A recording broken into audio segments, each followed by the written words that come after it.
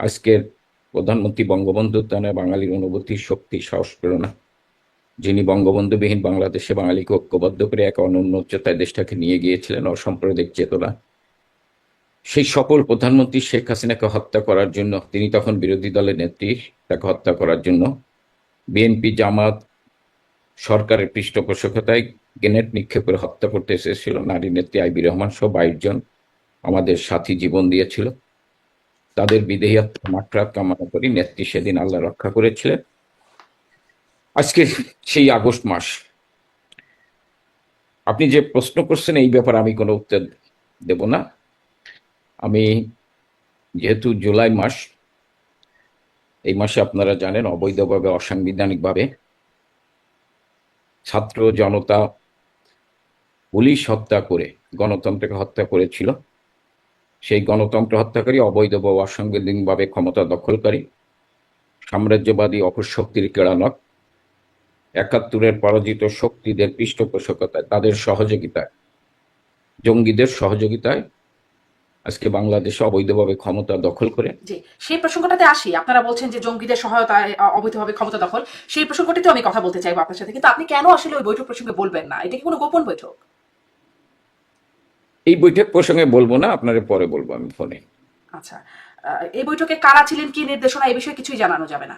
বৈঠকে না, এই বৈঠকে আমরা ছিলাম কি ছিলাম না এই ব্যাপারে, এই বৈঠক হয়েছে কি হয়েছে না এই ব্যাপারে আপনার আমি ব্যক্তিগতভাবে বলবো, এইখানে আমি কোনো কথা হ্যাঁ, বলবো আমি না। তো আসলে ব্যক্তিগতভাবে শুনে, মানে মানুষের জানলে কি কোনো সমস্যা আছে? কারণ এই খবরটি এসেছে, এটি আসলে আর এইটুকু অন্তত গোপন নাই যে 26শে জুলাই একটা বৈঠক হয়েছে, এবং তারপরে জানতে পারছি সেই বৈঠকে আপনি ছিলেন। আমার সাথে কিছুদিন আগে 26শে জুলাই সাবেক আমাদের এমপি 26, হাবিবা বিল্লাহ। 26শে জুলাই, হুম, হ্যাঁ 26শে জুলাই আমাদের সাথে কোনো বৈঠক হয়নি। আচ্ছা, আপনাদের সাথে পরে হয়েছে? বৈঠক হয়েছে, আমি এই ব্যাপারে কোনো মন্তব্য করতে চাই না আপনাকে। আচ্ছা, ঠিক আছে। বৈঠকের বিষয়ে আমি কোনো মন্তব্য করতে চাই না। তাহলে তো মানে একটা সন্দেহ থাকে যে কোনো গোপন বৈঠক, কি নির্দেশনা, মনে হয় স্পষ্ট হলে মানুষের বুঝতে সুবিধা হতো। একটা আওয়ামী লীগের অফিসিয়াল ফেসবুক আমি একটু স্ক্রল করছিলাম, সেখানে একটা ছোট্ট ভিডিও দেখছিলাম যে সেখানে হয়তো সেই অফিসিয়াল ফেসবুকে বা কেউ শেয়ার করেছেন এরকম, আহ, শেখ হাসিনার সাথে কয়েকজন কর্মী, নেতা কর্মীদের দেখা করতে দেখা যাচ্ছে। খুব চেনা মুখ দেখলাম না সেখানে। শেখ হাসিনা কথা বলতে বলতে বলছে, ধাক্কা দিচ্ছ কেন, ধাক্কা দিও না, এরকম শোনা যাচ্ছে। মানে তিনি কি এখন নিয়মিত দেখা সাক্ষাৎ করছেন নেতাদের সাথে, নেতা কর্মীদের সাথে? না না না, এটা আমার মনে হয় এটা ঠিক না, যেটা হয়েছে এটা তাহলে বেক। বা আগেরও হতে পারে, আমি জানি না যে এটা সম্প্রতি কিনা। জি, আগের হইতে পারে, এটা না, এটা না, জি। এটা ঠিক না। আচ্ছা, তাহলে তো আমি আসলে বৈঠক সম্পর্কে কিছুই জানতে পারলাম না। না জানানোর কি কোনো নির্দেশনা আছে আপনাদের উপর? আমি এই ব্যাপারে কোনো মন্তব্যই করতে চাই না। কি অদ্ভুত একটা বৈঠক হয়েছে, কিন্তু বৈঠক সম্পর্কে কিছুই জানানো যাচ্ছে না। আম, বা কারা গেলেন, কেন গেলেন, কারা গেলেন না, যারা গেলেন না তারা গেলেন না কেন, এই বিষয়গুলো নিয়ে আসলে অনেকই প্রশ্ন ছিল।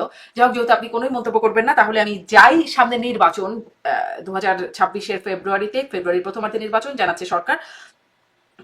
সেখানে আসলে প্রথমে এই প্রশ্নটা করতে চাই, নির্বাচন হলে আপনাদের লাভ নাকি না হলে? মানে আপনাদের দলীয় তো কোনো একটা জায়গা আছে যে হলে আপনাদের কি কি সুবিধা বা অসুবিধা, না হলে কি অসুবিধা অসুবিধা, যেহেতু আপনারা নির্বাচনে অংশগ্রহণ করতে পারছেন না। দেখেন, আওয়ামী লীগ নির্বাচনের মাধ্যমেই ক্ষমতার পরিবর্তন চায়, কারণ আওয়ামী লীগ বিশ্বাস করে জনগণ হচ্ছে ক্ষমতার উৎস। আওয়ামী লীগ কোনোদিন ষড়যন্ত্র করে বা পিছনের দরজা দিয়ে ক্ষমতায় যায়নি। আওয়ামী লীগ জনগণের দাবিকে সামনে তুলে ধরেছে। জনগণ সেই দাবির প্রতি সমর্থন জেনে আওয়ামী লীগের নেতৃত্ব ঐক্যবদ্ধ হয়েছে, এবং যারা গণতন্ত্র দিতে চায়নি জনগণ তাদেরকে প্রতিরোধ করেছেন, তাদেরকে বিদায় দিয়ে গণতন্ত্র পুনরুদ্ধার করেছেন, এবং জনগণের ভোটের রায় নিয়েই আওয়ামী লীগ নির্বাচনের মাধ্যমে ক্ষমতায় এসেছে। তা আমরা মনে করি যে কোনো নির্বাচনে আওয়ামী লীগ এটাকে প্রতিদ্বন্দ্বিতামূলক, প্রতিযোগিতামূলক হিসেবে নেয়, এবং তারা মনে করে এটাই গণতন্ত্রের মূল শক্তি হচ্ছে জনগণ, এবং নির্বাচনের মাধ্যমে ক্ষমতার পরিবর্তন হবে। যে কোনো নির্বাচন হলে এই আওয়ামী লীগ তো সেই নির্বাচনে অংশগ্রহণ করবে। এখন আপনি যে কথা বলছেন যে আওয়ামী লীগ নির্বাচনে যাবে কি যাবে না, সেইটা তো নির্বাচনের পরিবেশই তো নাই, কার অধীনে না, নির্বাচন যাবে হবে? কি যাবে না তো প্রশ্ন সেখানে না। আওয়ামী লীগকে নির্বাচন করতে দেয়া হচ্ছে না, যে পরিস্থিতি, তাতে আওয়ামী লীগের নিবন্ধন স্থগিত করা হয়েছে বা আওয়ামী লীগের কার্যক্রম নিষিদ্ধ করা হয়েছে, বোঝা যাচ্ছে যে তারা আসলে নির্বাচন করতে পারবে না। এই পরিস্থিতিতে 26শে ফেব্রুয়ারিতে নির্বাচন হলে আপনাদের জন্য আসলে রাজনৈতিকভাবে সেটি সুবিধাজনক, নাকি না হলে সেটি সুবিধাজনক? আমরা তো মনে করি আওয়ামী লীগ ছাড়া কোনো নির্বাচন হবে না, এবং সেই নির্বাচনে যদি আওয়ামী লীগকে বাদ দিয়ে কেউ নির্বাচন করে তারা ক্ষমতায় টিকে থাকতে পারে না, অতীতে পারে নাই। এরশাদ সাহেব নির্বাচন করেছিল আওয়ামী লীগকে বাদ দিয়ে, টিকে থাকতে পারেনি। 96 সালে বেগম খালেদা যে একতরফা নির্বাচন করেছিল, এবং আপনি জানেন 1 মাসও ক্ষমতায় টিকে থাকতে পারেনি। আওয়ামী লীগকে বাদ দিয়ে যারা নির্বাচন করতে চায় তারা, জনগণ তাদেরকে বেশি দিন ক্ষমতায় টিকে থাকতে দেয় না, কারণ জনগণের আকাঙ্ক্ষা অনুযায়ী নির্বাচন হয় না। এই কারণে জনগণই তাদেরকে সাময়িকভাবে জনগণকে নির্যাতন করে, জনগণের উপর অত্যাচার হত্যা করে যদি কেউ নির্বাচন করতে চায়, একতরফা নির্বাচন করতে চায়, জোর করে নির্বাচন করতে চায়, নির্বাচন করতে পারে, কিন্তু সেই নির্বাচনী প্রতিনিধিরা বেশি দিন ক্ষমতায় থাকতে পারে না।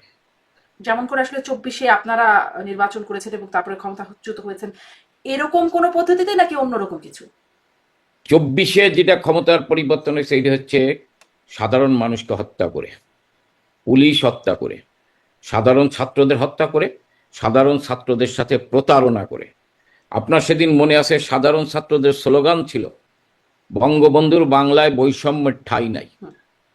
কিন্তু যখন 5ই আগস্ট অবৈধভাবে ক্ষমতা দখল করেন, গণতন্ত্রে হত্যা করে, তখন স্লোগান পরিবর্তন হয়ে গেল বঙ্গবন্ধু নাই বাংলাদেশে।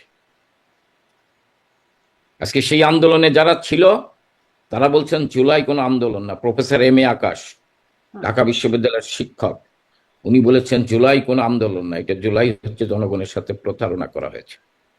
আজকে আনু মোহাম্মদের নাম তো নিশ্চয়ই আপনি জানেন।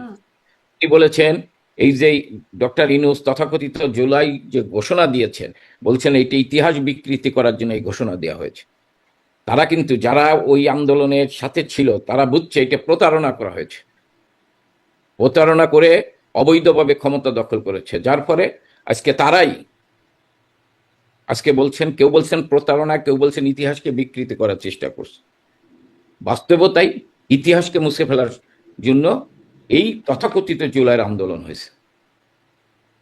এরা, আপনি যেটা বলছেন যে এরা তো একটা সাধারণ জনগণের সাথে প্রতারণা করে, একটা জনপ্রিয় স্লোগানকে ব্যবহার করে, মিথ্যা তথ্য অপপ্রচার দিয়ে গণতন্ত্রের মানুষকে না, সাংবিধানিক প্রধানমন্ত্রী তার বিরুদ্ধে জনগণকে খেপিয়ে তুলেছিল। কিন্তু আজকে জনগণ বুঝছে যে এরা একটা প্রতারক। এরা খেপিয়ে তোলা জনগণের গেল কেন সেটা বলেন তো একটু, তারপরে না হয় আসলে আগে আসি। এইটা খেপিয়ে তোলা গেল কেন? আমরা দীর্ঘদিন 15 বছর ক্ষমতায় ছিলাম এবং সাধারণ ছাত্রদের কাছে একটি পপুলার স্লোগান ছিল কোঠা সংস্কার আন্দোলন। যে আন্দোলনে, যে কোঠার সাথে মাননীয় প্রধানমন্ত্রী একাত্মতা ঘোষণা করেছেন, ছাত্রলীগ একাত্মতা ঘোষণা করেছেন, ছাত্রলীগ ছাত্র সভা করে এই কোঠা সংস্কারের পক্ষে সরকারকে আহ্বান জানিয়েছেন মেনে নেওয়ার জন্য। সরকার মেনে নিয়েছে। এর উপর দাঁড়িয়ে জননেত্রী শেখ হাসিনার বিভিন্ন বক্তব্যকে বিকৃত করে, মিথ্যাচার করে, অপপ্রচার করে সাধারণ ছাত্র জনতাকে খেপিয়ে তুলেছে। এবং আর একটা, আপনি আবু সাইদকে হত্যা করা হয়েছে, মুগ্ধকে হত্যা করা হয়েছে। এই হত্যাকাণ্ডগুলো কারা করেছেন? 7.62 রাইফেল কাদের হাতে ছিল? এইগুলো করার মধ্যে দিয়ে সরকারের বিরুদ্ধে সাধারণ মানুষকে খেপিয়ে তোলার চেষ্টা করা হয়েছে। 7.62 রাইফেল পুলিশের হাতে ছিল। পুলিশের হাতে ছিল, কিন্তু এই রাইফেল তখন, যে পুলিশের কাছে কিন্তু তখন এই রাইফেল ছিল না। পুলিশের রাইফেল ছিল আপনার রাবার বুলেট, যেটা ছোড়া যায়, সেই রাইফেল ছিল। এবং আপনি যেটা বলছেন যে যদি আবু সাইদকে পুলিশ গুলি করে থাকে, তাহলে তার রক্ত, আপনি দেখেন তো এত মৃত্যুর ছবি ভাইরাল হলো, তার রক্ত, গুলি খাওয়ার সঙ্গে সঙ্গে তো রক্ত বেরোবে। আবু সাইদের ক্ষেত্রে রাবার বুলেটের ব্যবহার হয়েছিল, কিন্তু পুলিশ অনেক হত্যাকাণ্ড করেছে। পুলিশ তো আমি রাবার বুলেট, আমি বললাম যে রাবার বুলেট ব্যবহার হয়েছে। রাবার বুলেটে মারা যায় কি না, যেতে পারে, আমি এতে কোনো জায়গা লাগলে, কিন্তু সেইটা, সেই ধরনের কোনো ভাইরাল হয়েছে ছবি? মুগ্ধ আগের দিন আপনি কি করছেন, একটা স্ট্যাটাস দিছে, আপনি জানেন, পরের দিনই মুগ্ধ পানি দিচ্ছেন, সেখানে মুগ্ধ পড়ে গেল, কিভাবে পড়লো এটা ভাইরাল হয়েছে, তার গুলি লাগছে কিভাবে। আপনি একটা জিনিস শারমিন, আপনাকে আমি বলি, ঢাকা বিশ্ববিদ্যালয়ে আন্দোলন হয়েছে, ঢাকা বিশ্ববিদ্যালয়ে কোনো গুলি হয়েছে? ঢাকা বিশ্ববিদ্যালয়ে কোনো ছাত্র মারা গেছে? যেদিন 3 তারিখ তারা এক দফার আন্দোলন ঘোষণা দেয়, সেই দিন তাদের উপর কোনো হামলা হয়েছে ছাত্রদের উপর? হ্যাঁ, আপনি বলতে পারেন আগের দিন ছাত্রলীগ, সাধারণ ছাত্রদের পাল্টা হয়েছে, কোনো গোলাগুলি হয়েছে? কেউ মারা গেছে? রাজশাহী বিশ্ববিদ্যালয়ে কেউ মারা গেছে? খুলনা বিশ্ববিদ্যালয়, খুলনা অঞ্চলে কোনো সাধারণ ছাত্র, সাধারণ মানুষ, ইভেন কি যারা বৈষম্য বিরোধী ছাত্র আন্দোলন, তাদের উপরে হামলা হয়নি, বরং একজন পুলিশ মারা গেছে। আপনি খোঁজ নিয়ে দেখেন। চট্টগ্রাম বিশ্ববিদ্যালয়ে কেউ মারা গেছে?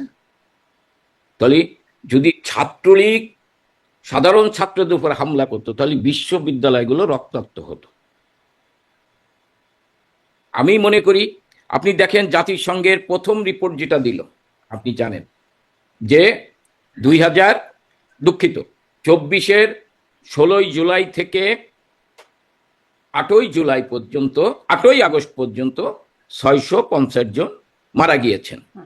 প্রথম আলো এবং ডেইলি স্টারের রিপোর্ট হচ্ছে আপনার যে প্রথম আলো এবং ডেইলি স্টারের রিপোর্ট হচ্ছে যে 16ই জুলাই থেকে আপনার 5ই আগস্ট পর্যন্ত মারা গিয়েছেন 329 জন, আর 5ই আগস্ট থেকে 8ই আগস্ট মারা গিয়েছেন 321 জন।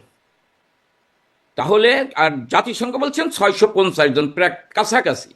15ই আগস্ট যখন ডক্টর ইনুস বললেন যে 1500 মারা গেছেন, তখন জাতিসংঘ দ্বিতীয় প্রতিবেদনে বললেন যে 1400 মারা গেছেন 15ই আগস্ট পর্যন্ত। তাহলে 5ই আগস্ট থেকে 15 আগস্ট পর্যন্ত আওয়ামী লীগ ক্ষমতায় ছিল না।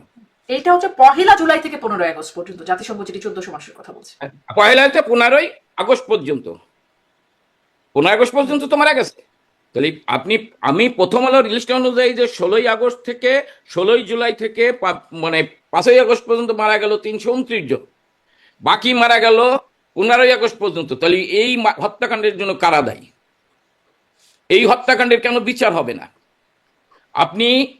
আমি একটা নিউজ দেখলাম যে কি কয় হিউম্যান ক্রাইসিস, তাতে কি আছে headline, rule without mandate, death without trial. 47 জন এক্সট্রা জুডিশিয়াল কিলিং হয়েছে বাংলাদেশে। সেই বিষয়গুলো এখন রিপোর্ট আসছে, বিভিন্ন জায়গায় মব ভায়োলেন্সের রিপোর্ট আসছে, সেটি পরের কথা, সেই ব্যাখ্যাটা এই সরকার দেবে। কিন্তু আপনাদের যে ব্যাখ্যাটা দিতে হবে, আপনারা বলতে চান বা এটা আসলে ষড়যন্ত্র, দেশি বিদেশি ষড়যন্ত্র বলছিলেন এখনো, যে জঙ্গিদের অপতৎপরতায় এরকম ঘটনা ঘটছে। কিন্তু মানে যতই আপনার তথ্য দিচ্ছেন, কিন্তু সেই যে আবু সাইদকে যে পুলিশ গুলি করছে, সেই ভিডিওটি আছে, সেটি রাবার বুলেট। তাইমকে যে পুলিশ গুলি করছে, একদম মানে পয়েন্ট ব্ল্যাঙ্ক গুলি করছে, সেটি দেখা যাচ্ছে। ইয়ামিনকে যে সেই কি বলে সেই ভ্যান থেকে ফেলছে, এপিসি থেকে ফেলছে কিভাবে, সেটাও একদম মানুষের চোখের সামনে হচ্ছে। মানে এই কয়েকটা ঘটনা মানুষকে যখন বারবার জুড়ে জুড়ে দেখানো হচ্ছে বা অগাস্ট জুড়ে, তখন কি আপনারা কিভাবে প্রমাণ করবেন যে আসলে পুরোটা? আমি আপনার বলি, সাইদ হত্যাকাণ্ডের তো আমরা বিচার চাইছি। আবু সাইদ হত্যাকাণ্ডের মাননীয় প্রধানমন্ত্রী সকল হত্যাকাণ্ডের বিচার চেয়েছেন। মাননীয় প্রধানমন্ত্রী যখন আবু সাইদ হত্যা হয়, মুগ্ধা হত্যা হয়, আপনি যে নামগুলো হত্যাকাণ্ডের, সেই হত্যাকাণ্ডের গুলো বিচার চেয়েছেন। শুধু বলছেন যে আমাদের বিচার না, জাতিসংঘের প্রতিনিধির মাধ্যমে তদন্ত করে এর বিচার হবে এবং দোষীদের দৃষ্টান্তমূলক শাস্তি নেওয়া হবে।